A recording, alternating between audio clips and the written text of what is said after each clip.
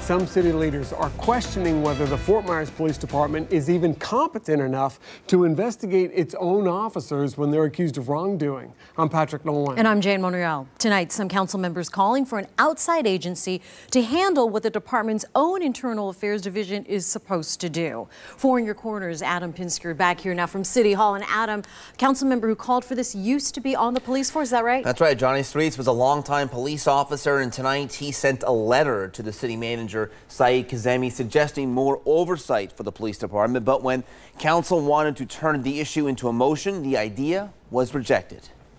You know, when people talk about the Policeman's Bill of Rights, that does not overshadow the Constitution of the United States. The Fort Myers Police Department under the microscope Monday again after two city council members called for an outside agency to handle FMPD's investigation of two high-ranking officers currently on leave. We got people that have been home now going on 3 years, and they're still getting paid. Councilman Johnny Streets says while he knows council can't know all the details about these investigations, he says FMPD owes it to the city to be more transparent.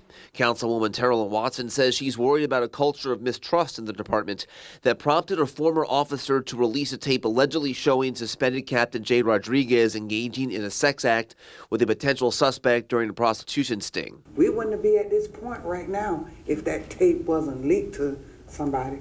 So what else is in hiding that the chief don't know about? But City Attorney Grant Alley determined City Council doesn't have the power to order the city manager to bring in a third-party investigator. City Manager Saeed Kazemi says that decision will be left up to the chief. We are talking about the incidents happened years ago, and we are trying to make sure that all the things are looked at.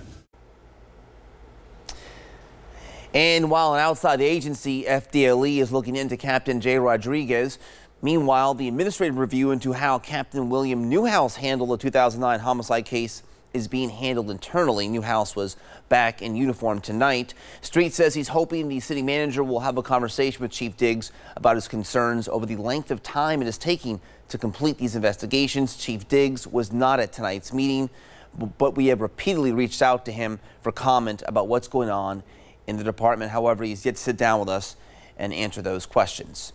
Live in the studio, Adam Pinsker, Fox 4 in your corner.